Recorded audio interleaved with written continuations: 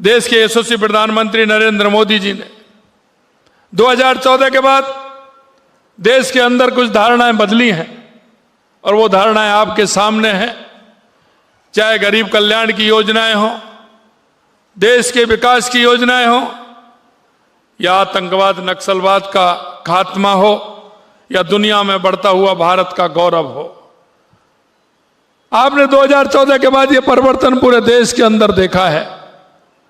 लेकिन मैं एक बात आपसे जरूर कहना चाहता हूं कि जब हम टारगेट लेते हैं तो उस टारगेट को लेते हुए हमें हमारे विजन के साथ आगे बढ़ना चाहिए।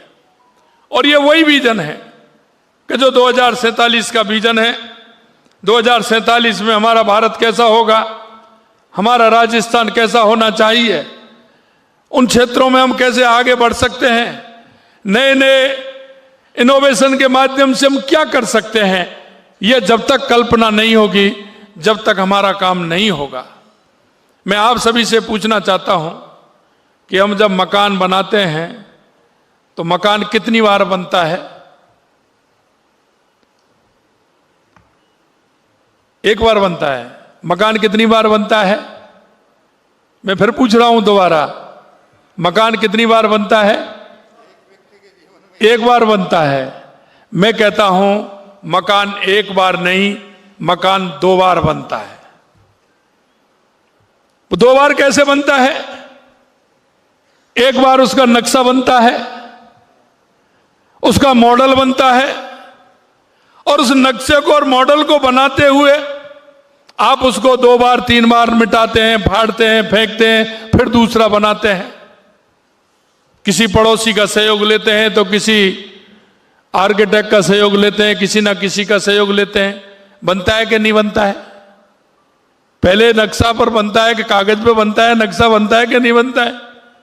बनता है ना। जब वो बन जाता है तो आप निश्चिंत हो जाते हैं।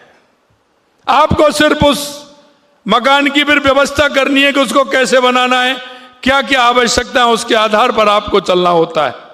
लेकिन मकान का विजन आपके मन में आ गया, आपके दिमाग में आ गया कि मुझे कितनी आवश्यकता है मेरे मकान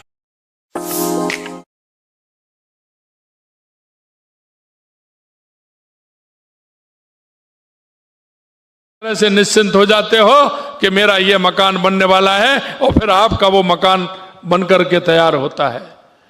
यही हमारा विजन है। हमारे अंदर हमारी कल्पना हो, हमारी कल्पना के आधार पर हमारा राजस्थान विकसित हो, हमारा भारत विकसित हो, यह कल्पना होना आवश्यक है।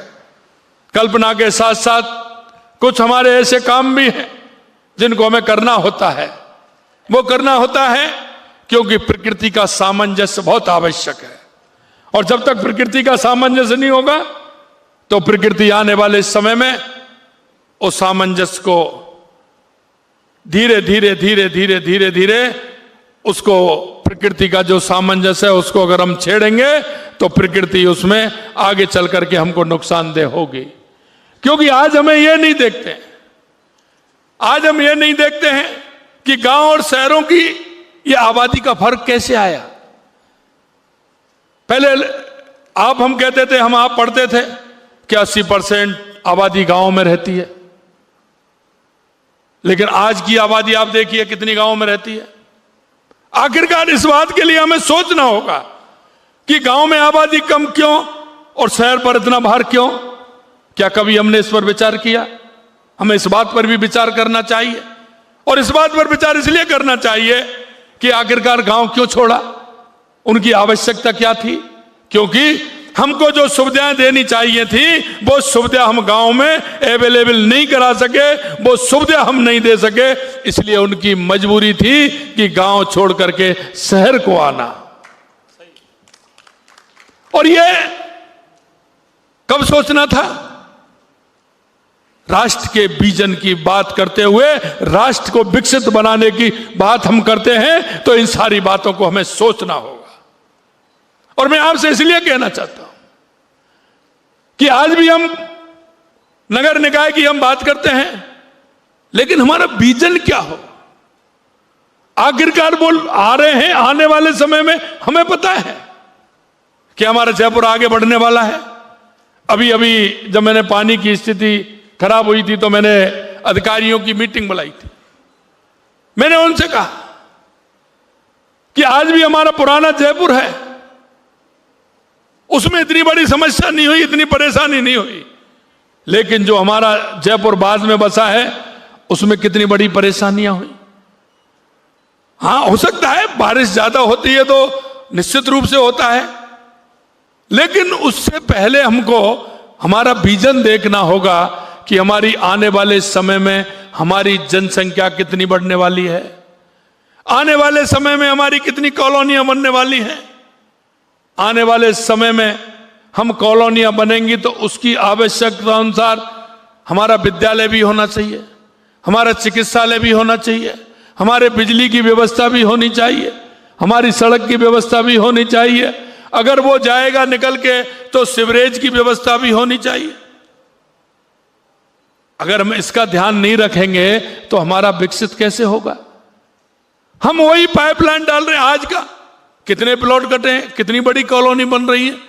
अरे भाई, उससे सटी हुई कॉलोनी वो भी तो बनेगी, आगे चल के वो भी प्लान तो हमें देखना होगा कि वो आगे चल करके उसका पानी कहीं अलग से थोड़ी ले जाना होगा, कहीं ना कहीं उसी रोड में जोड़ना होगा। आज मैं आपसे कहना चाहता हूं, हमारे रोडों की कनेक्टिविटी है, हमारे एक्स्ट्रा हम बना रहे हैं, लेकिन पहले तो उन्हीं रोडों की कनेक्टिविटी को हम पूरा करने का काम कर रहे हैं। उनकी कनेक्टिविटी अगर हमारी पूरा होंगी तो हम उससे जुड़ेंगे, उनकी कितनी हमारी वाहन संख्या उसके आधार पर चौड़ाई हम उसकी बढ़ाएंगे। ये काम हमें करना होगा। तो ये सारा जो हमारा विजन है, इसको बढ़ाने के लिए हमें 2047 तक क्या क्या हमें आवश्यकता है, हमारा 2047 तक हमें क्या करना है, हमारा ऊर्जा के क्षेत्र में कितना काम होगा, हमारा यातायात कितना होगा, अगर यातायात होगा तो हमारा प्रदूषण कितना होगा। मैं आपको मान रहा हूं, हर व्यक्ति आ रहा है, घर में 4 लोग हैं, 4 गाड़ी निकल रही हैं। भाई, प्रकृति के साथ छेड़छाड़ करने का किसको अधिकार है।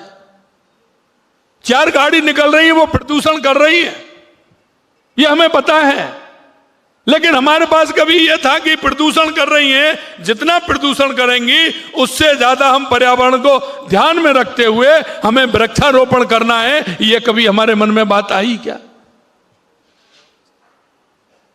हमें यह भी बात रखना है। आप देख रहे हो, बढ़ती आबादी से हमारी नदियां सिकुड़ रही हैं, वन हमारे कम हो रहे हैं, पहाड़ हमारे छोटे हो रहे हैं। प्रकृति के साथ छेड़छाड़ नहीं है क्या। मॉडल हमें देना होगा, और जब अच्छे राजस्थान का मॉडल देंगे, 2047 के बारे में जब हम बात करेंगे तो हमें सारी बातों पर ध्यान रखना होगा, और उसके लिए मन की कल्पना भी होगी, और वो कल्पना इस तरह की होगी कि उस काम को हम समयबद्ध तरीके से किस तरह से कर सकते हैं। हमने कहा कि 2047 तक हमारा विकसित भारत होगा, विकसित राजस्थान होगा।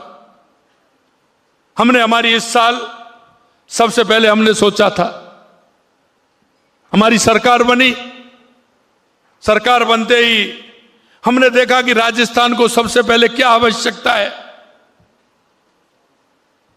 आप भी जब मकान बनाने जाते हो, प्लॉट लेते हो, तो सबसे पहले मां किस बात की व्यवस्था करते हो। क्या चाहिए आपको मकान का मुहूर्त लगा करके काम करने के लिए। मैं आपके माध्यम से पूछना चाहता हूं, क्या चाहिए आपको। पानी चाहिए, यह है।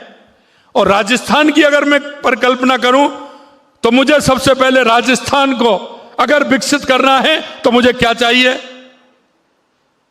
पानी चाहिए ना। तो मैं, मेरे भाइयों, मैं आपसे यही कहना चाहता हूं, मेरा ये वर्ष पानी और बिजली के लिए है, पानी और बिजली के लिए है। हमारी सरकार ने सबसे पहले अगर काम किया तो पानी के क्षेत्र में काम किया। कई लोग हमसे कहते हैं कि आपने ये समझौता, वहां क्या होगा आपका, माई डैम की आप बात कर रहे हो, वहां क्या होगा। मैं आपसे इतना कहना चाहता हूं कि अगर राजस्थान के अंदर ठीक प्रकार से अगर पानी होगा, ठीक प्रकार से अगर बिजली होगी, तो हमारे औद्योगिक क्षेत्र हो, चाहे हमारा पर्यटन का क्षेत्र हो, चाहे हमारा कृषि का क्षेत्र हो, निश्चित रूप से हमारा राजस्थान आगे बढ़ेगा। और हमने इसीलिए सबसे पहले बिजली और पानी के लिए कहा 2,24,000 करोड़ रुपए का हमने एमओयू बिजली के क्षेत्र में किया। हमने मंत्रिमंडल के अंदर भी 4 विषयों को लेकर के हमने उनको भी पूर्ण किया है। और हम चाहते हैं कि बिजली और पानी में हमारा राजस्थान अगर आगे रहेगा तो हमारे यहाँ उद्योग भी आएगा, हमारे यहाँ पर्यटक भी आएगा, हमारे यहाँ किसान का भी भला होगा और हमारा राजस्थान आगे बढ़ेगा। और इसीलिए चाहे हमारी ईआरसीपी की योजना हो, या हमारा यमुना समझौता हो, या हमारा उदयपुर में देवास स्कीम हो, जो आधा पानी अरब सागर की तरफ जाता था, आधा पानी हमारा हिंद महासागर में आता था, जो इधर से निकल करके गंगा जी में मिल जाता था जाकर के। लेकिन वहां जो अरब सागर में पानी जाता था वो हमारे कोई काम का नहीं था, इसलिए हमने वहां वो काम भी प्रारंभ किया। हमने उदयपुर की जो हमारी पहाड़ियां अरावली की, उनमें हमने टनल के माध्यम से और हमने एनीकट के माध्यम से उस पानी को भी हम इधर ला रहे हैं।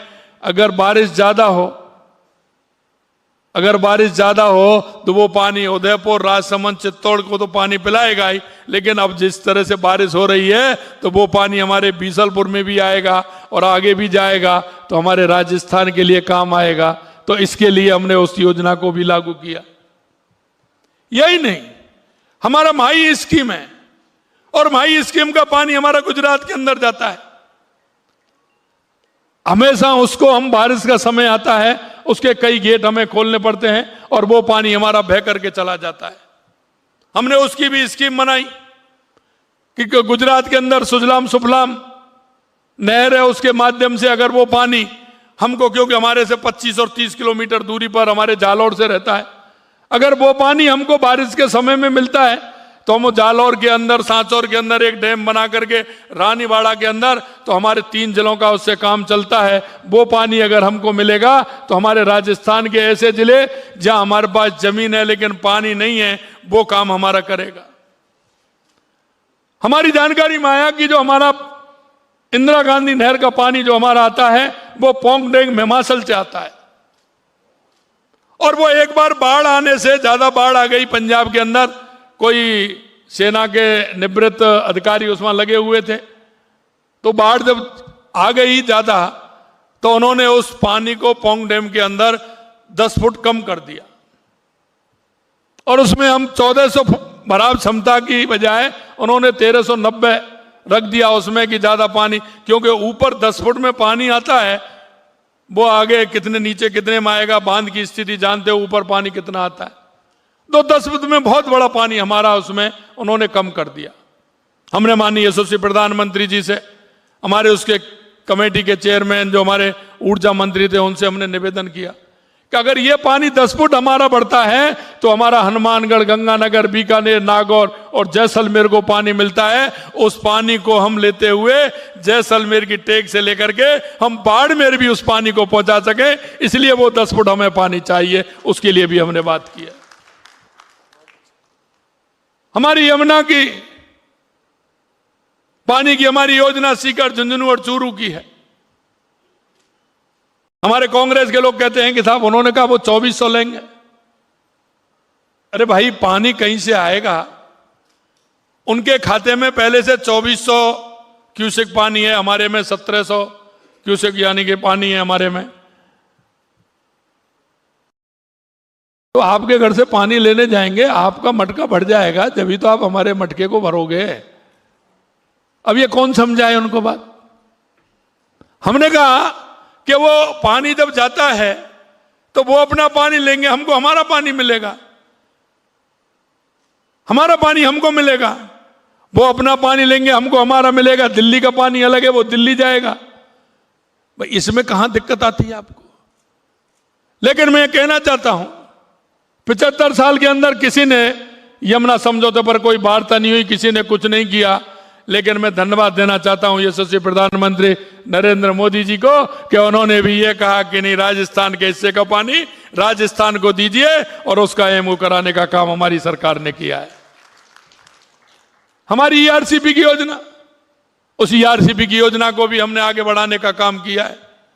और आपने देखा होगा, कांग्रेस के मुख्यमंत्री थे कमलनाथ जी, उन्होंने तो हल्फनामा दे दिया कोर्ट के अंदर। कई बार इनको बुलाया, यहां से ये गए नहीं, वो आए नहीं। हमारी उस योजना को भी तोड़ मरोड़ के रख दिया। हमने उस योजना को भी, हमारे मुख्यमंत्री आए, उसको भी हमने पूरा करते हुए हमने उसका एमओयू किया। अभी एमओयू होने वाला है, कुछ ही दिनों में वो हो जाएगा और वो पानी भी आ जाएगा। मैं आपसे कहना चाहता हूं मेरे भाई और बहनों, क्योंकि हमें काम करना है तो हम सभी को कहीं ना कहीं जुड़ना पड़ेगा। हमारा भाव हमको बनाना पड़ेगा। और यहां पर जो बैठे हुए हैं वो लोग हैं कि जनमानस के अंदर पूरी तरह से बात रख सकते हैं। आलोचना में किसी की करना नहीं चाहता, क्योंकि आलोचना में कुछ रखा नहीं है। आलोचना वो करते हैं जो काम नहीं करना चाहते हैं, और जो काम करना चाहते हैं उनको काम से काम का मतलब रहता है। मैं आपसे इतना ही कहना चाहता हूं कि हमारे नगर निकाय का जो ये कार्यक्रम रखा है, मैं पवन जी को और वीरेंद्र जी को और जगदीश चंद्रा जी को भी मैं धन्यवाद देना चाहता हूं। और वास्तविकता है, हमारे मंत्री जी कह रहे थे कि आपको ये संभाग स्तर पर ले जाकर के नीचे भी आपको रखना चाहिए, क्योंकि कई बात होती हैं। हम जब हमारे नगर निकाय की विकसित की बात करते हैं तो कई छोटे छोटे इश्यूज आते हैं। उन इश्यूजों पर हम पहले से ही मनमानस बना करके हमें तैयार रहना चाहिए, और मनमानस भी तैयार करना चाहिए, रोड मैप भी हमें तैयार करना चाहिए। और जब हम रोड मैप पूरी तरह से तैयार करेंगे तो हमारा काम भी आगे बढ़ेगा। शहरीकरण जो तेजी से बढ़ रहा है, इसके बारे में हमें आगे काम भी करना है। और इसलिए मैं कहना चाहता हूं कि हमारा रोड मैप पूरा बने, हर क्षेत्र का बने। आप कभी कभी देखते हैं ना, शहर के अंदर बहुत अच्छी सड़क बनी है, बहुत अच्छी सड़क बनी है, लोगों ने कहा बहुत अच्छी सड़क बनी है, लेकिन 3 महीने बाद ही वो खोदने वाले आ जाते हैं। मन क्या हो रहा है कि ये पाइपलाइन जा रही है, क्योंकि उसमें हमारा तालमेल नहीं है। विभाग आपस में समीक्षा नहीं करते हैं। मैंने कहा है कोई भी रोड नहीं कटेगा, उससे पहले सभी से बात होगी। आपके डिपार्टमेंट एक दूसरे से बातचीत करके उस योजना को साकार रूप देंगे। आपकी लाइन कहां होके जाएगी, ये पहले से सुनिश्चित करिए। अगर वो ये कह रहे हैं यहां के लाइन नहीं जाएगी, तो वो पीछे घूम के कहीं से भी आए, उसकी लागत कितनी भी आए, उससे कोई दिक्कत हमें नहीं है। लेकिन जो पहले से लाइन डल गई है, क्योंकि कभी तो नल वाले आ जाते हैं, कभी टेलीफोन वाले आ जाते हैं, कभी कोई दूसरे वाले आ जाते हैं, सीवर लाइन वाले आ जाते हैं। मैं आपसे कहना चाहता हूं, हमको ये आइडिया लगाना होगा कि एक साल में आबादी कितनी बढ़ी है, अगली साल कितने बढ़ने वाली है, और अगली साल कितने बढ़ने वाली है। हमारा विकसित करने के लिए, यानी कि हमारा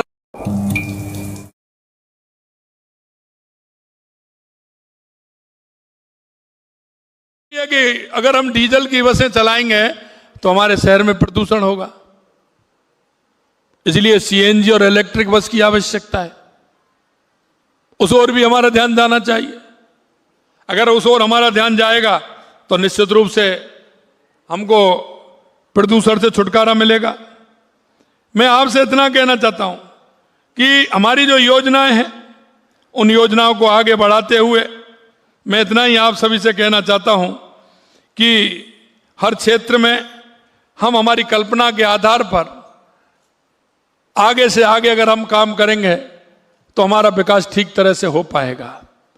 आने वाले समय में एक दिक्कत और आने वाली है, ये कॉलोनियां कट जाती हैं और बाद में आता है कि इस कॉलोनी में अच्छा है, यहां मल्टी स्टोरी चलेगा, फिर उसको लेते हैं, उसको खरीदते हैं। मैं आपको कहना चाहता हूं, पहले से ही बड़े शहरों में प्लान होना चाहिए कि यहां मल्टी स्टोरी बनने वाला है, यहां ऑफिस बनने वाले हैं, यहां इस जोन के लिए, यहां इसके लिए, पहले से ही उस प्लान में होना चाहिए। अब प्लान में तो है, लेकिन नेताजी तो प्रभावी हैं, ये भी हमें देखना होगा। वो ये कहते हैं कि नहीं ये है, उनका कोई आ गया, किसी मिलने वाले का आ गया। मैं आपसे कहना चाहता हूं, एक बार सभी के आपत्ति लीजिए और एक बार फाइनल होने के बाद उसमें किसी तरह की कोई परिवर्तन करने की कोई गुंजाइश नहीं होनी चाहिए, यह भी मैं आपसे कहना चाहता हूं। अगर हम उसमें कहीं ना कहीं थोड़ी सी भी रियायत देंगे तो वो दिक्कत आ जाएगी। कई कामों में मैं कठोर भी रहना होगा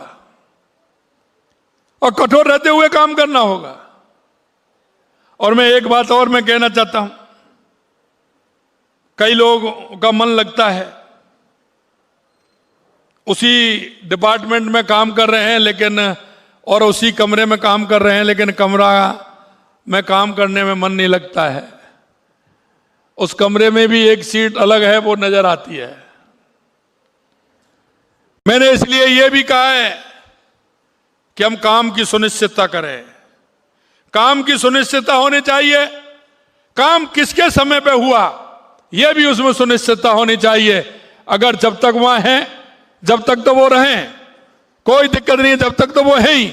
लेकिन हमने एक प्रावधान और किया है और हमने स्टार्ट भी कर दिया है, अगर कोई भी व्यक्ति इस तरह से करता है और उसने काम में लापरवाही की है या किसी तरह से गड़बड़ी की है, तो हम पेंशन तक भी छोड़ने वाले नहीं हैं। हम पेंशन तक भी उसको छोड़ने वाले नहीं हैं, हमने कहा है। और अभी अभी हमने कई लोगों की काटी है, उनका 2 महीने की काटना, मैंने 2 नहीं 5 साल से कम मत काटिए। इतना बड़ा आदमी है, 2 महीने की तो पता ही नहीं चलेगा, 5 साल की काटिए जिससे आइडिया लग जाए कि हाँ मेरी भी पेंशन कट गई है। इसलिए मैं कहना चाहता हूं, हर व्यक्ति की जिम्मेदारी हो और उस जिम्मेदारी का पार्ट भी हो और उसमें लिखा जाए कि यह काम इनके समय में हुआ है, अगर कोई गड़बड़ी है तो अभी देख लें। देखिए, जब तक हम सुनिश्चितता नहीं करेंगे किसी के बारे में, चाहे कोई जनप्रतिनिधि हो, चाहे कोई अधिकारी हो, चाहे कोई ठेकेदार हो, चाहे कोई भी व्यक्ति हो, हमें सुनिश्चितता करनी पड़ेगी। और हम जब तक सुनिश्चित नहीं करेंगे, हमें जो कल्पना की है वो कल्पना हमारी पूरी नहीं होगी और उसके आधार पर हमें आगे बढ़ना होगा और हमारे राजस्थान को भी आगे बढ़ाना होगा। हमें 2047 में नए कस्बों को शहरों में GIS आधारित क्षेत्रीय विकास मास्टर प्लान के अनुसार योजनाबद्ध तरीके से भी विकसित करना होगा। अमृत के तहत 191 नगर निकाय 2047 तक कवर किया जाएगा। सभी के लिए ई-गवर्नेंस, इंटरनेट पहुंच, तकनीकी नवाचारों के साथ डिजिटल रूप से उन्नत क्षेत्र में विकास किया जाएगा। अब इन सभी के लिए हमें योजना पहले से बनानी होगी और अगर हमारी योजना ठीक प्रकार से बन जाती है तो निश्चित रूप से हमारा हर निकाय विकसित होगा, सुसज्जित होगा, अच्छा होगा और लोगों को जो आप आएंगे, क्योंकि आज देख रहे हो आप शहर में आ गए। मैं एक दिन मेरा कार्यक्रम लगा दिया, मैं वहां गया था, तो मैं इस कॉलोनी में गया तो मैं उस कॉलोनी का हाल देखा। मैंने कहा आप कहां रहते हैं? अविकसित कॉलोनी। बोले जयपुर में रहते हैं। अब ये तो कहीं से भी जयपुर नहीं लग रहा है जिसमें आप रहते हैं। अगर वो नगर निकाय का क्षेत्र है, अगर बाहर से व्यक्ति आ रहा है, उसमें रह रहा है, लगना चाहिए उसको। हमें कई चीज छूटती जा रही है। आपकी किसी भी कॉलोनी में बच्चों के लिए पार्क नहीं है, बुजुर्गों के लिए घूमने के लिए ही नहीं है, बच्चों के लिए खेलने के लिए नहीं है। वो बच्चे दिन भर घर, टीवी, अब किताब भी खोले तो कितनी खोले। अरे भाई, इन बच्चों को स्वच्छ हवा मिले, थोड़ा सा शारीरिक भी करें, वो घर से निकलें, पार्क में खेलने को भी मिले, तो वो भी तो कभी अपने उनके सपने हैं कि बच्चे थे हम खेलते थे। उनको ऐसा कर दिया है कि कहीं खेलने के लिए जगह ही नहीं है। इस बात का भी हमें ध्यान रखना चाहिए। ठीक प्रकार से हमारे बुजुर्ग निकल करके सुबह शाम बाहर बैठ सकें, थोड़ा घूम सकें, गपशप कर सकें, तो इसके लिए पार्क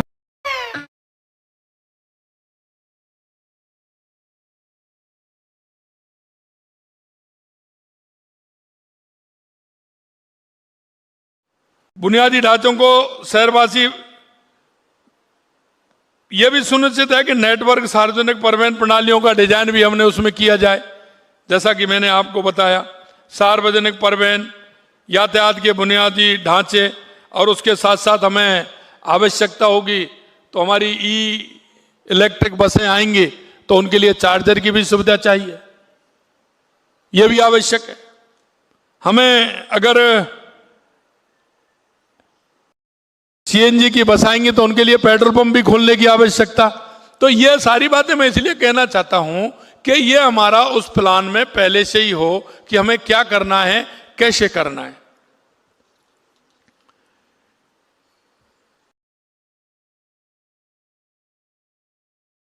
अंत में मैं आपसे इतना कहना चाहता हूं कि हमारे सभी ईटीवी के पत्रकार बंधु भी आए हैं। निश्चित रूप से सबसे पहले तो मैं उनको धन्यवाद देना चाहता हूं। ग्रामीण क्षेत्र के हर संवाददाता, हर पत्रकार को जो है उनको धन्यवाद देना चाहता हूं, क्योंकि वो छोटी छोटी चीजों को उठाते हैं।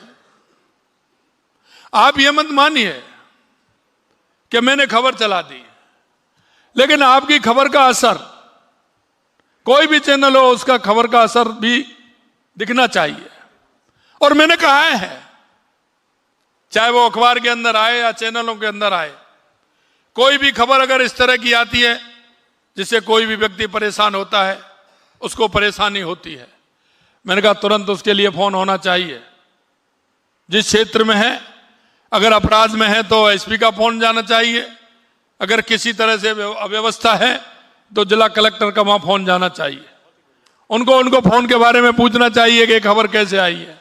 और आप भी ध्यान रखें कि आपकी खबर से कहीं गलत खबर से कोई अधिकारी परेशान भी नहीं हो। इसलिए आप भी प्रामाणिकता के साथ उस खबर को चलाएं जिससे कि आपकी खबर का असर भी हो, आपकी खबर बेअसर नहीं हो। यह भी मैं आपसे कहना चाहता हूं। हमने आपके लिए, वैसे तो पत्रकारों के लिए हमने हमारे इस बजट में किया है, लेकिन मैं एक बात कहना चाहता हूं, पत्रकारिता करे, जासूसी नहीं, वो ज्यादा दिन नहीं चल पाती है, ये भी ध्यान रखना है। और दूसरा मैं कहना चाहता हूं कि पहला बजट है, मैं पत्रकारों की भी अच्छी तरह से जानता हूं, कितनी मेहनत उनकी होती है, कितना कुछ वो करते हैं, इसीलिए बजट, और ये पहला बजट है, ध्यान रखिए। निश्चित रूप से आप सभी का ध्यान भी रखा जा रहा है और आगे भी ध्यान रखा जाएगा। मैं इतना ही आपसे कहना चाहता हूं कि 2047 के विजन में आपकी भी बहुत महत्वपूर्ण भूमिका है। हमारे जो कई सोसाइटियों के हमारे प्रमुख लोग बैठे हुए हैं, मैं आपसे भी कहना चाहता हूं कि आपका भी बहुत बड़ा योगदान है, प्रदेश के हर नागरिक का योगदान है।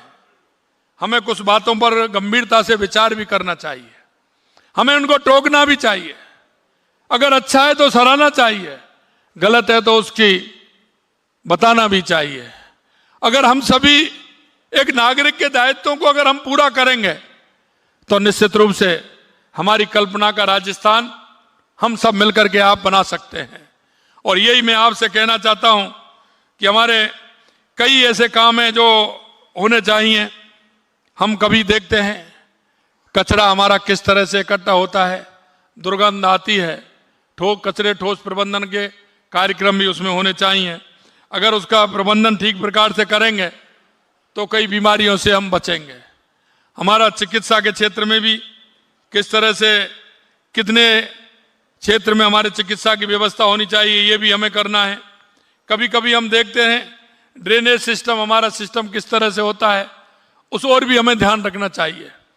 कि हम देखते हैं कि व्यक्ति क्या होता है कि मकान में 2 करोड़ 1.5 करोड़ 3 करोड़ जितना है वो लगा देता है, लेकिन मकान तो उसका है, आगे की सड़क किसकी है? आगे की सड़क किसकी है? वो सरकारी है। घर में से जो भी गंदा, जो काम में नहीं आने वाला सामान है वो सड़क के सामने आ जाता है। आता है कि नहीं आता है? क्या वो आपकी नहीं है? हमें विचार करना चाहिए। समाज के अंदर यह भी हमें एक विचार करना चाहिए कि आपने जो मकान बनाया है वो आपका है, आपके बिल्कुल सामने है, आपके घर के सामने है। वो सड़क आपकी नहीं है क्या? वो सड़क किसकी है? यह भी हमें विचार करना चाहिए कि उस सड़क पर भी गंदगी नहीं हो, ठीक प्रकार से उसकी साफ सफाई हो। कभी कभी होता है कि मेरे यहां गंदगी पड़ी है, अरे कहेंगे इसको आगे खिसका दे थोड़ा सा। अरे वो आपका नहीं है क्या? थोड़ा सा आगे खिसकाने से क्या होगा? उसको पूरी हटवा दो। और आपको कहना ही है, खिसकाने की भी आप कह रहे हैं और हटवाने की भी आप कह रहे हैं। भाई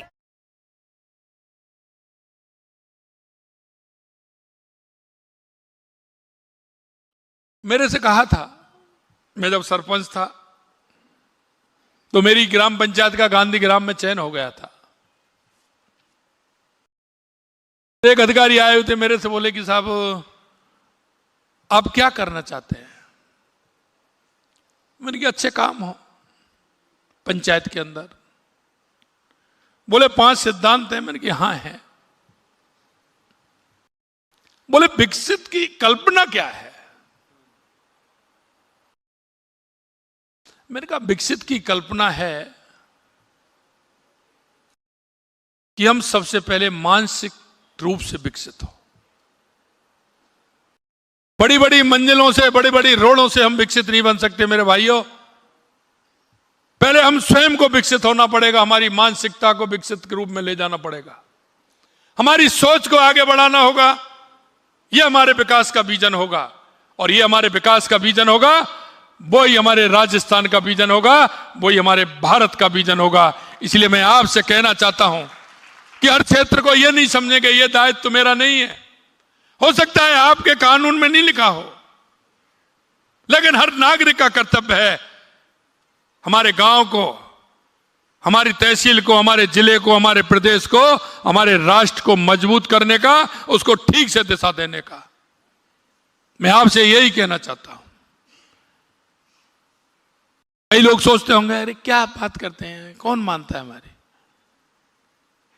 कई बार मैं ये कहता हूं, एक दीपक आप जलाओ, एक दीपक मैं जलाऊं, कारवां बढ़ता जाए और जहां अंधेरा है मां अपने आप उजाला हो जाए। इस कल्पना के साथ हम सब आपको चलना है। इसलिए अंत में मैं इतना ही कहना चाहता हूं कि जो अच्छा काम है, अच्छे काम के प्रति जो आपका लगाव है, अगर उसको हम मन में धारणा करते हुए चलेंगे तो निश्चित रूप से हमारा विकसित नगर निकाय भी बनेगा,